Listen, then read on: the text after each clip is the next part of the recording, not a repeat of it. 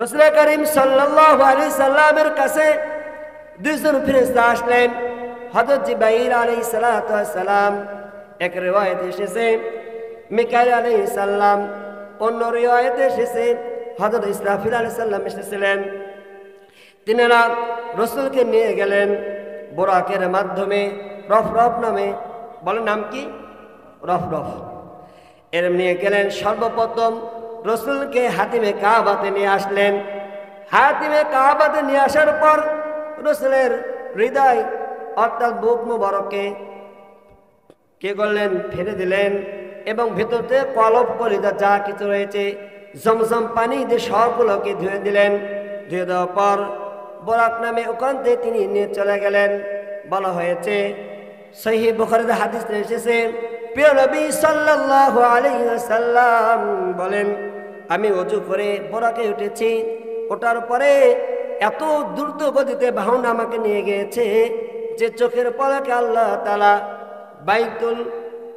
বাইতুল্লাহ মসজিদুল হারাম থেকে নিয়ে ইলাল মসজিদুল আকসা অর্থাৎ ফিলিস্তিনের বাইতুল মুকাদ্দাসে নিয়ে চলে গেছেন। চিল্লা বলেন সুবহানাল্লাহ। বলেন তো ওই সময় তো রকেট ছিল? কথা বলেন, রকেট ছিল?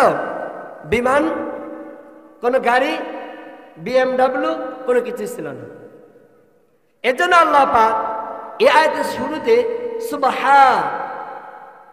সুবহানাল্লাহ এর অর্থ কি?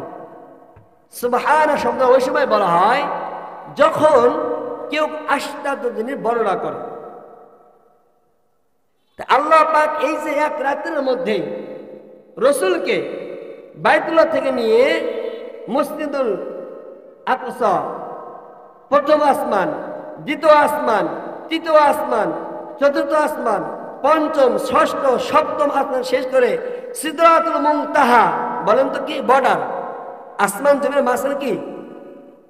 সিদরাতুল মুনতাহাকে ভেদ করে আল্লাহ জান্নাত জাহান্নামকে সব কিছু দিদার দর্শন করিয়া আল্লাহ পাক তার নিজের কাছে নিয়ে আসলেন। চিল্লা বলেন সুবহানাল্লাহ।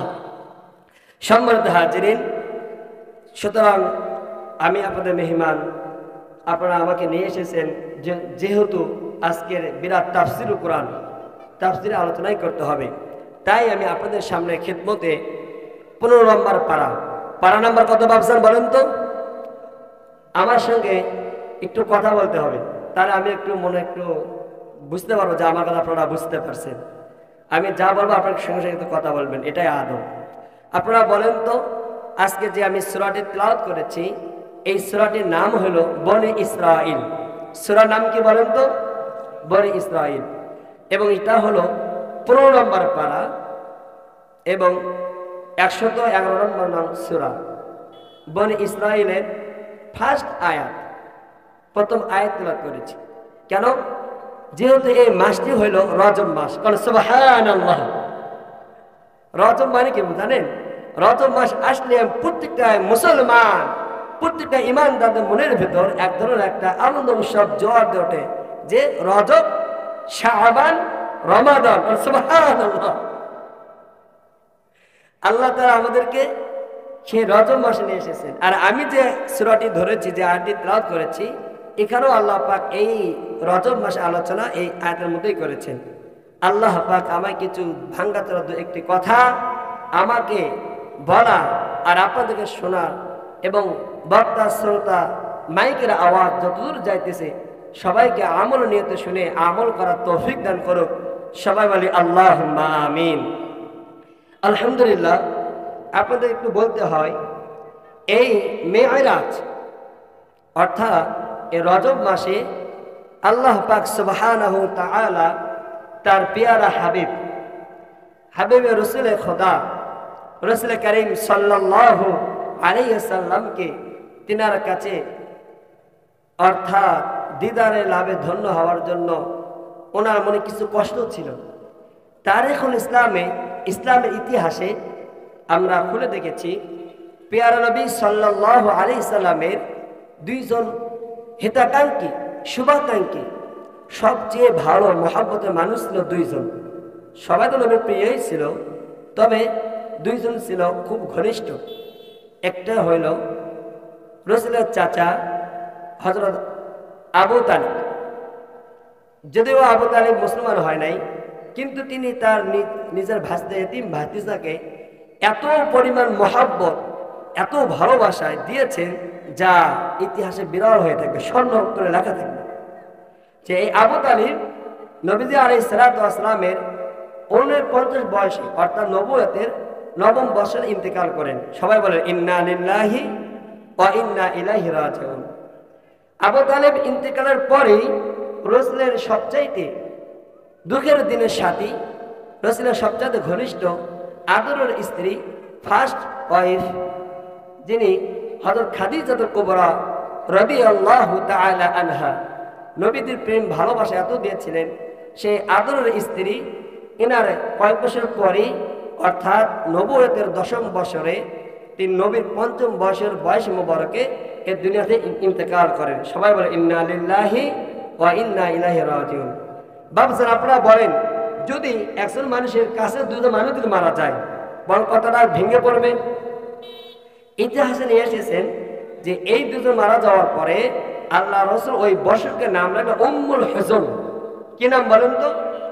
উম্মুল হুজন মানে দুঃখের বছর, কষ্টের বছর। তা আল্লাহ তাআলা নবী আলাইহিস সালাতু ওয়াস সালামকে এই কষ্টকে ভুলে দেওয়ার জন্য আল্লাহ তাআলা জিবরাইল আলাইহিস সালাতু ওয়াস সালামকে পাঠালেন। কোথায়? যা বললেন নবী তুমি যাও, নবী আমার পেয়ারা হাবিবকে রাসূলকে আমার কাছে নিয়ে আসো। হতে রাসূল কারীম সাল্লাল্লাহু আলাইহি সাল্লাম উনি আসার পরে আমাকে দেখার পরে দুঃখ ভুলে যাবে। এজন্য আল্লাহ পাক এই রজব চাঁদে 27শে রজব, তারিখের নাম কি বলেন তো? 27শে তারিখ রজবের তারিখে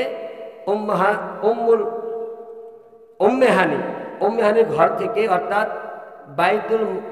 বাইতুল্লাহ কাবার হাতিম থেকে নিয়ে মেরাজ করেছি। ইনশাআল্লাহ আজকের আমি এই সংক্ষিপ্ত মেরাজ নিয়ে, এই মেরাজে আমাদের করণীয় রাসূল কারীম সাল্লাল্লাহু আলাইহি সাল্লাম কি হাদিয়া নিয়ে এসেছেন, আমরা ইতিহাস খুললে পাওয়া যায় যে এই আয়াতে আল্লাহ পাক তার পেয়ারা হাবিবকে 3টা হাদিয়া দিয়েছেন। কোন সুবহানাল্লাহ! কয়টা হাদিয়া? ভাইজান বলেন কয়টা? 3টা। এই 3টা হাদিয়া এবং আমার নবী কি নিয়ে এসেছিলেন আমাদের জন্য, আর আমরা কি করতেছি, আর রজব মাসে আমাদের করণীয় কি আর বর্জনীয় কি, এই আজকে আমার আলোচ্য বিষয় ইনশাআল্লাহ। সম্মানিত হাজিরিন, আল্লাহ পাক সুবহানাহু তাআলা তার পবিত্র কোরআনের মধ্যে ইরশাদ করেন বিসমিল্লাহির রহমানির রহিম সুবহানাল্লাযী আসরা বিআবদিহি লাইলাম মিনাল মাসজিদিল হারাম, আল্লাহু আকবার, মিনাল মাসজিদিল হারাম ইলাল মাসজিদিল আকসা বারাকনা হাওলাহু লিনারিয়াহু মিন আয়াতিনা ইন্নাহু হুয়াস সামিউল বাসীর।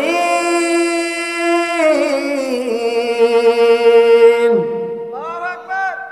তাকবীর হলো। আপনারা কি ভয় করতেছেন? এক সময় এই বাংলাদেশে এই লিল্লাহে তাকবীর আল্লাহু আকবার বলার জন্য হাজারো আলেম ওলামাকে জালেম সরকাররা তারা আটক করে রেখেছে। এমনকি আমি যে মসজিদে খতিব করি, যে জুমার নামাজ পড়াই, আমাকেও কিছু কিছু ভাইরা আমাকে বলছে হুজুর এখানে তাকবীর জোরে দেওয়া যাবে না এবং কোনো কথা বলে কোনো রাজনীতি নিয়ে আলোচনা করা যাবে না, আমাকে বাধা দিয়েছে। এখন তো বলেন এখন তো দেশ তো স্বাধীন হয়েছে, স্বাধীন হয় নাই, তার ভাই কিসের? আমি আগে বলতেছি তাফসীর করার মাহফিলে আমি কোনো রাজনীতি আলোচনা করব না, কিন্তু যদি কোনো কথায় কথায় যদি চলে আসে তাহলে আপনার কোনো ডন মাইন্ড, কেউ মন খারাপ করবেন না। কারণ আপনারা সবাই জানেন কোরআনে কারিমের মধ্যে আবু লাহাব, সূরাতুল লাহাবের মধ্যে আবু জাহেল মুসলমান না হিন্দু? আবু লাহাব বলেন তো মুসলমান না কাফের? কাফের না? ফিরআউন মুমিন না মুশরিক? কথা বলেন, ফিরআউন মুমিন না মুশরিক? নমরুদ, তাহলে এই যে নমরুদ ফিরআউন আবু জেহেল, উতবা, সাইবা, ওয়ালিদ বিন মুগীরা সহ অসংখ্য কাফিরদের কথা, এমনকি শয়তানের কথা আল্লাহ কোরআনে নিয়ে এসেছেন। তাহলে তারাও তো প্রত্যেকটা যুগে যুগে জুলুম করে গিয়েছে। তাদের কথা যদি বললে আপনি তো কোনো কিছু বলেন না, তাহলে জালেমদের কথা বলতে গেলে, আমরা ওয়াজের ময়দানে কিছু কথা বলতে গেলে বাধা দেওয়া হয়। কেন দেওয়া হয়? সুতরাং আপনি একটু বোঝার চেষ্টা করেন। আমি আগে বলতেছি, কাউকে আমি কোনো কথা বলবো না, আমি তাফসীরই করব, কিন্তু কোনো সময় যদি চলে আসে কেউ মন খারাপ করবেন না। আলহামদুলিল্লাহ, যেটা বলতেছিলাম, আল্লাহ পাক সুবহানাহু ওয়া তাআলা এই আয়াতের মধ্যে একটু তরজমা শুনি। সুবহানাল্লাযী আসরা বিআবদিহি লাইলাম মিনাল মাসজিদিল হারাম। পবিত্রময়, বরকতময়, মহান সত্তা ওই আল্লাহ, আল্লাযী, যিনি, আসরা, ইসরা করেছেন। ইসরা শব্দের অর্থ হলো ভ্রমণ করা। কি শব্দ বলেন তো? সাইর। আরবিতে বলা হয় সাইর, আর বাংলাতে বলা হয় ভ্রমণ করা। আল্লাহ তাআলা বিআবদিহি, তার প্রিয় বান্দাকে। তাফসীরে মারিফুল কুরআন, রুহুল মাআনি, বয়ানুল কুরআন, তাফসীরে তাওজীহুল কুরআন এবং তাফসীরে এবং জাস্টিস তকি উসমানী রহমতুল্লাহ আলাইহি দামাত বরকত আলিয়ার একটা তাফসীরের মধ্যে বিআবদিহি শব্দের দ্বারা রাসূলকে বোঝানো হয়েছে। সুবহানাল্লাহ। রাইসুল মুফাসসিরিন আব্দুল্লাহ ইবনে আব্বাস রাদিয়াল্লাহু তাআলা আনহু বলেন, এখানে আল্লাহ তাআলা রাসূলকে মুহাম্মদ বা হাবিব বা অন্য নাম না নিয়ে বিআবদিহি, আব্দুল, গোলাম, দাসত্ব বলেছেন। কেন বললেন?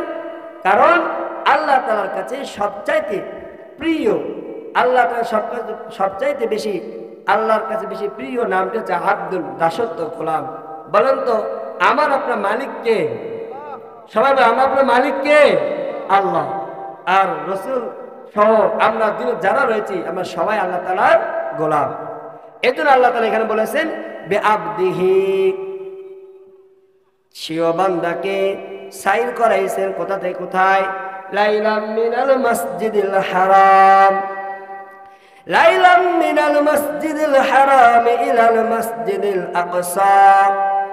মহান আল্লাহ তাআলা তার প্রিয় বান্দাকে লাইলান, রাত্রির বেলায়, তার মসজিদে বাইতুল্লাহ হারাম শরীফ থেকে নিয়ে বাইতুল মুকাদ্দিস ফিলিস্তিন পর্যন্ত রাত্রে বেলায় সাইর করাইছেন।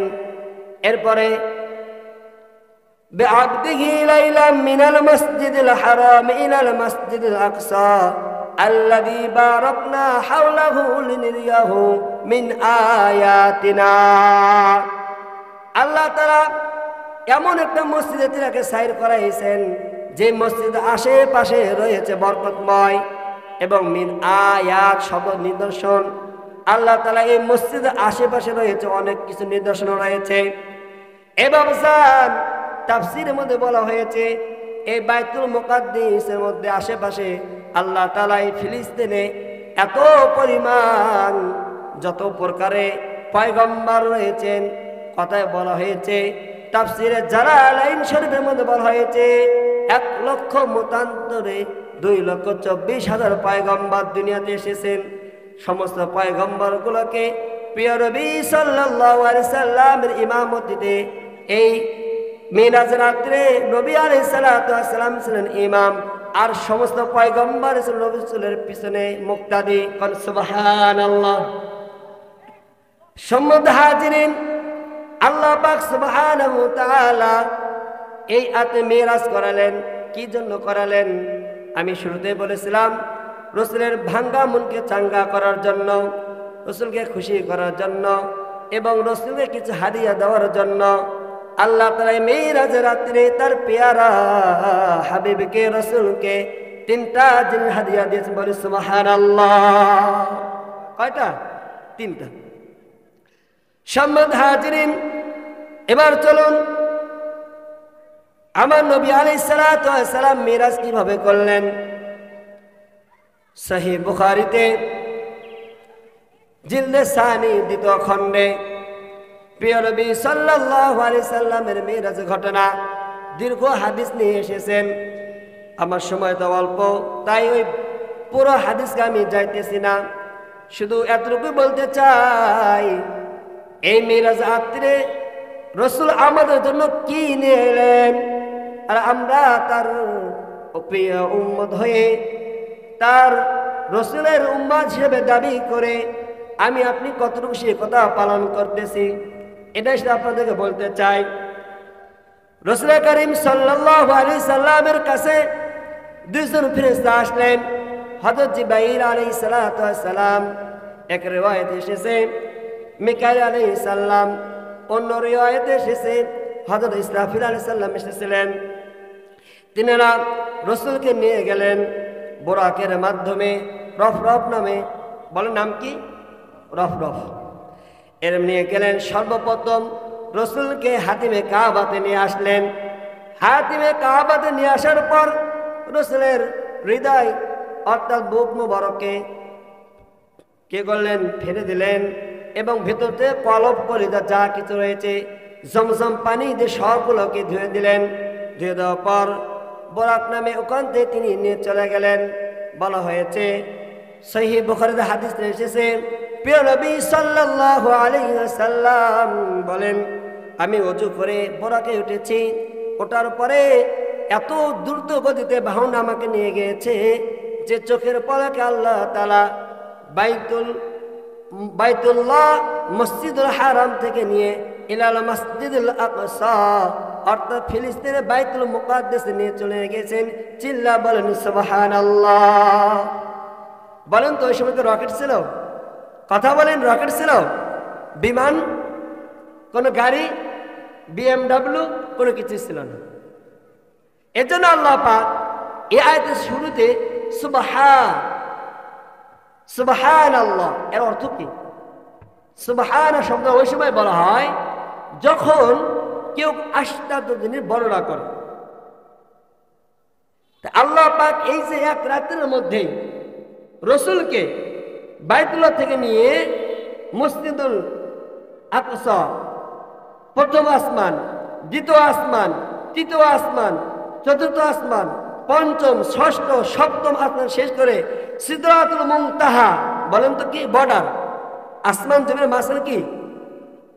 সিদরাতুল মুনতাহাকে ভেদ করে আল্লাহ জান্নাত জাহান্নামকে সব কিছু দিদার দর্শন করিয়া আল্লাহ পাক তার নিজের কাছে নিয়ে আসলেন। চিল্লা বলেন সুবহানাল্লাহ, আল্লাহু আকবার। এবার খেয়াল করেন, আল্লাহ তাআলা মুসা আলাইহিস সালাতু ওয়াস সালাম আল্লাহ তাআলার প্রিয় একজন রাসূল। হযরত মুসা কালিমুল্লাহ, কালাম মানে কথা, আল্লাহ মানে আল্লাহর সঙ্গে কথা বলতো কে? বলেন মুসা আলাইহিস সালাতু ওয়াস সালাম। প্রতিদিন আল্লাহ তাআলার পেয়ারা হাবিব মুসা কালিমুল্লাহ তুর পাহাড়ে যায়, আল্লাহ তাআলার সঙ্গে কথা বলে। কথা বলে বলে মন তৃপ্তি হয় না। আমরা যারা যুবকরা রয়েছি তারা দেখবেন মাঝে মাঝে মিস কল দিয়ে মেসেঞ্জারে, ইমুতে বা ইন্টারনেটে অনেকের সাথে গায়রে মাহরামের সঙ্গে কি বলে? কথা বলবে। তা কথা বলতে মাঝে মাঝে বলে, এত কিছু তোমার সাথে কথা হয় না, দেখলে কি আর হয়? কয় নাউজুবিল্লাহ। যুবক, আমি তোমাকে বলছি একটু খেয়াল করো, তুমি যে গায়রে মাহরাম বা বোন, আমি তোমাকে বলছি খেয়াল করো, পরপুরুষের সাথে যে এই যে দিন রাত চ্যাটিং করতেছো, ইমুতে কথা বলতেছো, হোয়াটসঅ্যাপে কথা বলতেছো, এইভাবে তো চলতে থাকে। যতবার কথা বলবে, যতবার দেখবে, প্রত্যেকটা দেখা আর কথা বলা কবিরা গুনাহ। নাউজুবিল্লাহ। শাহ হাকিম আখতার সাহেব বলেছেন, কবিরা গুনাহ এমন একটা গুনাহ যে একটা জাহান্নাম নিয়ে যাওয়ার জন্য যথেষ্ট। নাউজুবিল্লাহ। সম্মানিত হাজিরিন, আমি বলতেছিলাম হযরত মুসা কালিমুল্লাহ আল্লাহ তাআলার সঙ্গে কথা বলতে বলতে আল্লাহ তাআলা বললেন, আল্লাহ আমি আপনার সঙ্গে দেখা করতে চাই। আল্লাহ তাআলা বললেন, ও মুসা, তুমি আমার তারানি, তুমি আমাকে দেখতে পারবা না, কারণ তোমার চর্ম চক্ষু দ্বারা আল্লাহকে তাআলা দেখা সম্ভব নয়। সুতরাং মুসা তুমি এটা খাইশ করিও না। আপনারা সবাই জানেন মুসা আলাইহিস সালাম হলেন যদি একটু ছিলেন, বল না না আমি তোমাকেই দেখব। বাবজান রে একদম ঠিক আছে, তুমি তুর পাহাড়ে চলে আসো। আল্লাহর নবী হযরত মুসা আলাইহিস সালাম তুর পাহাড়ে চলে আসলেন।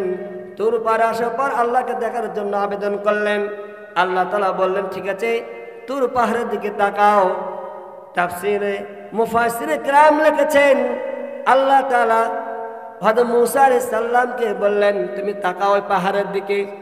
বলা হয় যে আল্লাহ তাআলা নূরের সামথিং থেকে সামথিং ছোট্ট থেকে ছোট্ট একটু ঝিলিক দিয়েছে।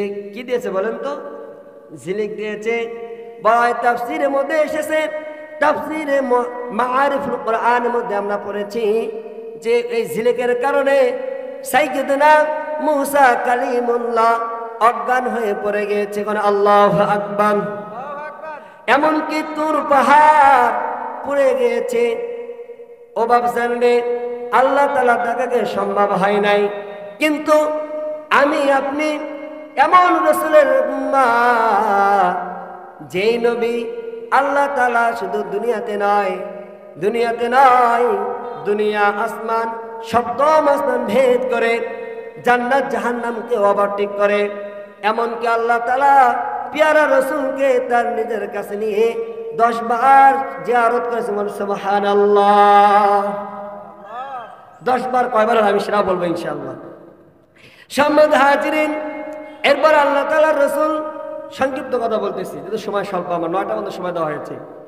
এবার তিনি বাইতুল মুকাদ্দাসে চলে গেলেন। যাওয়ার পরে সাইয়্যিদুনা হযরত জিবরাইল আলাইহিস সালাম বললেন আজকে আপনি ইমাম হবেন, আর আপনার পিছনে যত পয়গম্বর এসেছে সাইয়্যিদুল মুরসালিন সমস্ত নবী পয়গম্বর গুলো সবাই তারা কি হবে? মুক্তাদি হবে। আমার রাসূল ইমামতি করলেন, নামাজ শেষ করলেন। এরপর মিরাজ শব্দ অর্থ হলো সিঁড়ি, ওখান থেকে রফরফকে বাঁধা হয়েছে আর রফরফ যায় নাই। এরপর মিরাজের সিঁড়ির মাধ্যমে আল্লাহ তাআলা এক এক করে প্রথম আসমান, দ্বিতীয় আসমান, তৃতীয়, চতুর্থ, ষষ্ঠ, সপ্তম শেষ করে নিয়ে আল্লাহ তাআলা আরশে মহল্লাতে নিয়ে গেছেন। চিল্লা বলেন সুবহানাল্লাহ।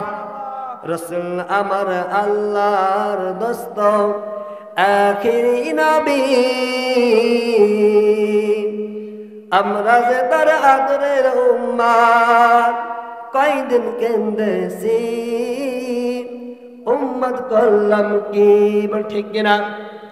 এবার খেয়াল করেন রাসূল আমার আপনার জন্য কি না করেছেন একটু খেয়াল করে দেখেন। সপ্তম আসমান শেষ করে যখন সিদরাতুল মুনতাহা ওভারটেক করে আল্লাহ তাআলার কাছে গেলেন, যাওয়ার পর সর্বপ্রথম আল্লাহ তাআলার কাছে 70,000 পর্দা সবগুলো ওপেন করে দেওয়া হলো, খুলে দেওয়া হলো। এরপর খুলে দেওয়ার পর আল্লাহ তাআলার কাছে বসে গেলেন। আমার রাসূল, আপনার রাসূল পেয়ারা হাবিব আল্লাহ তাআলার কাছে বসে গেলেন। যাওয়ার পরে সর্বপ্রথম কিছু কথা আলোচনা হওয়ার পরে, এবং আপনারা সবাই জানেন কোনো বন্ধু যদি কোনো বন্ধুর বাড়িতে যায় কিছু হাদিয়া নিয়ে যায় কিনা? কথা বলেন, আপনারা নিয়ে যান না? আল্লাহ তাআলার রাসূল, হাবিবে রাসূল, আমার পেয়ারা রাসূল ওখানে যাওয়ার পর আল্লাহ তাআলার সামনে বললেন যেটা আমরা প্রতিদিন নামাজের মধ্যে বলি, আমার সাথে বলেন আত্তাহিয়াতু লিল্লাহি ওয়াস সালাওয়াতু আত-তাইয়্যিবাত আসসালামু আলাইকা আইয়ুহান নাবিয়্যু ওয়া রাহমাতুল্লাহি ওয়া বারাকাতুহু। আল্লাহ তাআলা হাবিব প্যারা রাসূল আত্তাহিয়াতু লিল্লাহি ওয়াস সালাওয়াতু এগুলো বললেন। ও আল্লাহ, আমি আপনার সামনে আমার শারীরিক ইবাদত, মৌলিক ইবাদত, মালিয়া ইবাদত, অবাবজান আমরা যে ইবাদত বন্দী করি এটা কয় প্রকারে হতে পারে? তাফসীরে মুফাসসিরিন কিরাম লিখেছেন ইবাদত কখনো হয় শারীরিক ভাবে, যেমন নামাজ। আমরা সবাই নামাজ পড়তে কি লাগে বলেন তো? হাত পা, আমার শরীরটাই তো লাগবে। এরপর কিছু ইবাদত আছে সেগুলো মাল দিয়ে করতে হয় শারীরিক কলাকে, যেমন হজ করতে টাকা লাগে না? টাকা লাগে। অবাবদের আর কিছু ইবাদত আছে শুধু মৌখিক বলতে হয়, যেমন বুনিয়াল ইসলাম আলা খামসিন, শাহাদাতে আল্লাহ ইলাহা ইল্লাল্লাহ মুহাম্মাদুর রাসূলুল্লাহ, কিমুস সালাতি ওয়া আতুস যাকাত ওয়া সুমু রমাদান ওয়া আতিমুল হজ্জা আও কামা ক্বালা আলাইহি সালাতু ওয়াস সালাম। এ নবী উম্মতের দল, মা বোনের একটু খেয়াল করে শোনেন, একজন মুসলমান যে দাবি সে করে তার বুনিয়াল ইসলাম আলা খামসিন, তাকে 5টা জিনিসের উপর সাক্ষী দিতে পারেন। কয়টা? 5টা। 1 নম্বর হইল মুখে বলতে হবে, সবাই বলেন লা ইলাহা ইল্লাল্লাহ, আল্লাহ ছাড়া কোনো মাবুদ নাই, এবং হযরত মুহাম্মদ মুস্তাফা সাল্লাল্লাহু আলাইহি সাল্লাম আল্লাহ তাআলা কা বান্দা ও রাসূল। 2 নম্বর বলতে হবে আকিমুস সালাহ, নামাজ কায়েম করতে হবে, ওয়া আতুজ যাকাত, যাকাত প্রদান করতে হবে। অবাবসান, নামাজ কায়েম করার দ্বারা উদ্দেশ্য কি? অর্থাৎ আপনাকে নামাজ নিজে পড়তে হবে, আপনার অধীনে যারা রয়েছে, আপনার স্ত্রী রয়েছে, আপনার মেয়ে রয়েছে, আপনার ছেলে রয়েছে, আপনার অধীনে যত অধীনস্থ রয়েছে সবাইকে 5 ওয়াক্ত নামাজ শুধু নিজে পড়লে হবে না, সবাইকে নিয়ে, সমাজকে নিয়ে, এমনকি গ্রামকে নিয়ে, পুরো দেশকে নিয়ে সবাইকে আল্লাহ তাআলার হুকুম আদায় করতে। চিল্লা বলেন সুবহানাল্লাহ। সম্মানিত হাজিরিন, এই নামাজ কিভাবে আসলো? আমি চলতেছিলাম মেরাজে, আল্লাহ তাআলার সামনে আল্লাহ রাসূল বললেন আত্তাহিয়াতু আল্লাহ, আমার সব ইবাদত তোমার কাছে দিলাম। এবার আল্লাহ তাআলা দেখলেন আমার রাসূল তো আমাকে সব কিছু দিয়েছে, আল্লাহ তাআলা কি দিবেন? আল্লাহ তাআলা বললেন আসসালামু আলাইনা ওয়া আলা ইবাদিল্লাহিস সালিহিন।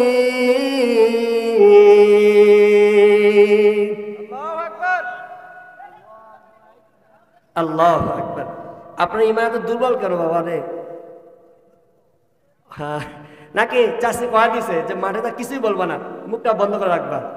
এ বাবুজান, আল্লাহু আকবারের তাকবীর ধ্বনি দিলে আপনি দেন কি ফায়দা জানেন?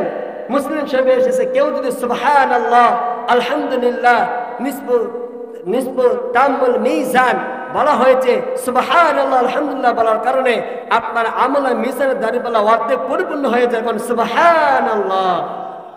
এই লিল্লাহে তাকবীর দেওয়ার কারণে আপনারা সবাই জানেন হযরত ওমর যেদিন রাসূলের কল্লা করার জন্য নাঙ্গা তরবারি নিয়ে যাইতেছিলেন, উনি যাওয়ার পরে ইসলাম কবুল করে গেলেন।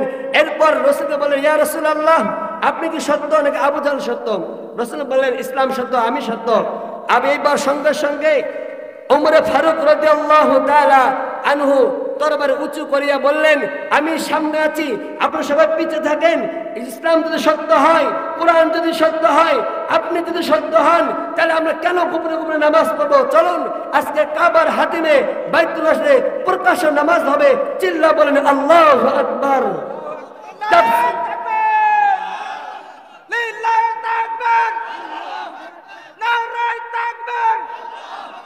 ইসলামের শত্রুরা হুঁশিয়ার সাবধান, লিল্লাহ তাকবীর। আলহামদুলিল্লাহ। এই তাকবীর দেওয়ার কারণে আশেপাশে যে শয়তান আছে বুঝতে পারেন সব ভাগে চলে গেল। সুবহানাল্লাহ। সম্মানিত হাজিরিন, তারা এই তাকবীর মুসলিমদের আসলে আমাদের ঈমান দিন দিন দুর্বল হয়ে যাচ্ছে। এজন্য কবি বলেন মুসলিম মোরা ঘুমিয়ে পড়েছি, মুসলিম মোরা ঘুমিয়ে পড়েছি, বিবেকে ঝুলছে তালা, রক্ত মোদের শীতল হয়েছে পাপে অন্তর কালা। ঠিক কিনা? এ ভাবছেন গুনাহ করতে করতে, সুদ খাইতে খাইতে, ঘুষ খাইতে খাইতে, কান দিয়ে গান বাজনা শুনতে শুনতে, চোখ দিয়ে বেগানা নারীর দিকে দেখতে দেখতে কলব এত পরিমাণ আমরা নাপাক করে ফেলেছি। আজ কোরআন ভালো লাগে না, আজ হাদিস ভালো লাগে না, মুয়াজ্জিন জন হাইয়া আলাস সালাহ হাইয়া আলাল ফালাহ বলে ডাকে, তার ভালো লাগে না। এই যে কয়দিন আগে বগুড়াতে সরকারি আজিজুল হক বলে যে কনসার্ট হয়েছে, বলে হয়েছে কিনা? ওখানে মাত্র সন্ধ্যা থেকে এত পরিমাণ মুসলমান সন্তানগুলো ভিড় জমাইছে। আমি ইন্টারনেটে দেখলাম ওখানে এত পরিমাণ মুসলমান মুসলমানগুলো উপস্থিত হয়েছিল। ভিড়ের কারণে একে অপরের সংঘর্ষের কারণে একবার পেটের মধ্যে চাকু চড়াইয়া দিয়া পেট থেকে নারী ভুড়ি পার হয়ে গেছে। নাউযুবিল্লাহ।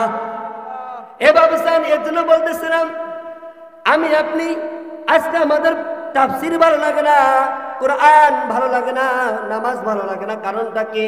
কারণ আমার আপনার বাম পাশে কলব নামে একটা গোস্তের টুকরা আছে। বলুন তো নাম কি? অলব, ওহিয়াল কল। এই কলবটা এত পরিমাণ আমরা নাপাক করে ফেলেছি। হাদিসে এসেছে যখন কোনো বান্দা বান্দি যখন গুনাহ করে, কোন বান্দা বান্দি যখন একটা গুনাহ করে, গুনাহ করে কালো দাগ করে যায়, একটা গীবত যখন করে তখন গীবতের কারণে কালো দাগ করে যায়। এরপর যখন সুদ খায়, ঘুষ খায়, অন্যায় ভাবে অন্যের থেকে আত্মসাৎ করে টাকা পয়সা, ভাইয়ের জমি ভাই মেরে খায়, করে কিনা? ভাইয়ের জমি অন্যের জমি আল কেটে কেটে নিজের জমি বাড়ায়। এই বাড়ার কারণে দেখা যায় তার কলবটা নাপাক হয়ে যায়। কলব যখন নাপাক হয়ে যায়, এই কলব অপবিত্র হওয়ার কারণে আজকে তার তাকবীর আর সুবহানাল্লাহ আলহামদুলিল্লাহ বলার মুখ থেকে বলা বের হয় না। বল ঠিক কিনা? আল্লাহ পাক কোরআনের মধ্যে বলেন আল ইয়াউমা নাখতিমু আলা আফওয়াহিহিম ওয়া তুকাল্লিমুনা আইদিহিম। এবার বিশান আপনি জবান দিয়ে যত গুনাহ করেছেন, জবান দিয়ে যত মিথ্যা কথা বলেছেন, যত গীবত শিকায়ত করেছেন, এই গীবত করা এটাও কবিরা গুনাহ। কারণ প্রিয় নবী সাল্লাল্লাহু আলাইহি সাল্লাম হাদিস শরীফের মধ্যে বলে দেন আল গীবাতু আশাদ্দু মিনাজ জিনা আও কামা ক্বালা আলাইহি সালাতু আসসালাম। বিশ্বনবী পয়গম্বর সাল্লাল্লাহু আলাইহি ওয়াসাল্লাম আজ থেকে প্রায় 1500 বছর আগে বলে দিয়েছেন, ও আমার উম্মতের দল, তোমরা গীবতে বেঁচে থাকো, কারণ গীবত হইল জিনার চাইতে মারাত্মক। নাউযুবিল্লাহ। কেন কেন? তাফসীরে মুফাসসির کرام হাদিসের ব্যাখ্যা বলেন আপনি যখন জিনা করে, গুনাহ জিনা তো করাই যাবে না, তারপরও কেউ যদি কোনো যুবক যুবতী বা কেউ জিনার মধ্যে লিপ্ত হয়ে যায়, এই গুনার কারণে একটা কবিরা গুনাহ করে, এরপর তারা যদি তওবা নাসুহা অন্তর থেকে আল্লাহ তাআলার কাছে অনুতপ্ত হইয়া দুটো হাত তুলে আল্লাহকে ডাকে, আল্লাহ আমি নিজে নফসের উপর জুলুম করেছি, আল্লাহুম্মা ইন্নী যালামতু নাফসি যুলমান কাসীরান কাসীরা। অগদময় আল্লাহ, শয়তানের ধোঁকায় পড়ে আমি জিনা করে ফেলেছি, জুলুম করেছি, আপনি আমাকে মাফ করে দেন। হাদিসে কুদসির মধ্যে পাওয়া যায় যখন কোনো বান্দা গুনাহ করতে করতে গুনার সাগরে হাবুডুবু খাইয়া গুনার বোঝাগুলো মাথায় লইয়া অন্ধকার রাত্রে আল্লাহ তাআলার দরবারে সিজদা করিয়া দুইটা হাত মহান আরশের মালিকের কাছে আল্লাহকে ডেকে বলে, আল্লাহ আমি ভুল করেছি, নিজের উপর জুলুম করে ফেলেছি, আমাকে মাফ করে দাও। এই গুনাহ করার কারণে আল্লাহ তাআলা সঙ্গে সঙ্গে বান্দার যত গুনাহ রয়েছে সাগরের পানি পরিমাণ, এমনকি সাগরের বালুময় যত রয়েছে সমস্ত গুনাহগুলো মাফ করে দেয়। চিল্লা বলেন সুবহানাল্লাহ। এই কবিরা গুনাহ মাফ হয়ে গেল, কিন্তু গীবত কেন মাফ হবে না? কারণ গীবত হইল সংজ্ঞা হইল অপর ভাই আর উপস্থিতি তার আড়ালে তার নামে সমালোচনা করা। এইবার যখন জানতে পারে তখন মনে কষ্ট পেয়ে যায়। আমাদের সমাজে কি আছে? ও আমার মা বোনেরা, যিনারা এসেছেন তোমাদের মধ্যে বেশি পাওয়া যায়। খবরদার খবরদার, জীবন এই জিহ্বা দিয়ে তুমি গীবত গুনাহ করিও না। কারণ তুমি জিহ্বা দিয়ে যদি কবিরা গুনাহগুলো করতে থাকো, মিথ্যা বলা কবিরা গুনাহ, চগলখড়ি করা কবিরা গুনাহ, গীবত করা কবিরা গুনাহ, পরনিন্দা করা, অন্যের সমালোচনা করা, এই গুনাহগুলো যদি করতে থাকো, তুমি নামাজ পড়লো, দান সাদকা করলো, রোজা রাখলো, এই ইবাদত আল্লাহ তাআলা দরবারে কবুল হবে না। নাউযুবিল্লাহ। সম্মানিত হাজরাত, আমার মা বোনেরা যারা এসেছেন, আমি সবাইকে পায়ে হাত ধরে বলবো, আপনারা কখনোই গুনাহগুলো করবেন না। ও বাবুজান, আমি বলতেছিলাম মিরাজে যাওয়ার পর আল্লাহ তাআলা রসুলের কাছে সামনে নিয়ে যাওয়া হলো। আল্লাহ তাআলা আমার রসুলকে 5 ওয়াক্ত নামাজ দিলেন। 5 মিনিট ফিনিশিং দিচ্ছি। সম্মানিত হাজিরিন, আমি বলতেছিলাম আল্লাহ তাআলা রসুলকে তো 3টা হাদিয়া দিয়েছে, বলেন কয়টা? আমি 3টা বলবো, আমি ওয়াদা করেছি ইনশাআল্লাহ বলে নামবো। আল্লাহ তাআলা এই 3টা হাদিয়ার মধ্যে 1 নাম্বার হাদিয়া, প্রথম পুরস্কার হইল আল্লাহ তাআলা হাবিবকে এই উম্মতের উপহার স্বরূপ 50 ওয়াক্ত নামাজ ফরজ করে দিয়েছে, বলে সুবহানাল্লাহ। সংক্ষিপ্ত হাদিস বলতেছিলাম, 50 ওয়াক্ত নামাজ নিয়ে আল্লাহ রাসূল আসতেছিলেন। মুসা কালিমুল্লাহ বললেন, ওগো পয়গম্বর, আমি বলতেছি আমি বনি ইসরায়েলের নবী ছিলাম, 2 ওয়াক্ত নামাজ ফরজ তাই আদায় করতে পারে নাই, আপনার উম্মতেরা পারবে না, আপনি যান। দেখা গেছে আল্লাহ তাআলার রাসূল 10 বার বলে, 2 বার যাওয়া, 9 বার, 5 লাখ 45, 9 বার যাওয়ার কারণে আল্লাহ তাআলার রাসূলকে 5 বার নামাজ কমে দিয়েছে। চিল্লা বলো সুবহানাল্লাহ। ঢাকা থেকে আগত দ্বিতীয় বক্তার আগমন, শুভেচ্ছা স্বাগত, শুভেচ্ছা স্বাগত, দ্বিতীয় বক্তার আগমন। আলহামদুলিল্লাহ, আমি 1 নম্বর উপহার বললাম 50 ওয়াক্ত নামাজ। দ্বিতীয়টা হাদিয়া হলো আল্লাহ তাআলা রসুলকে সূরা বাকারার শেষে 2টা আয়াত হাদিয়া দিয়েছেন। আর 3 নম্বর হাদিয়া হইল মুশরিক ব্যতীত দুনিয়াতে যত ভ্রমণ কি রয়েছে, মুশরিক ছাড়া আল্লাহ তাআলা পৃথিবীতে যত পরিমাণ কি রেখেছেন, যত পরিমাণ উম্মত রয়েছেন, আল্লাহ তা বিনা হিসেবে মাফ করে দেবেন। সুবহানাল্লাহ।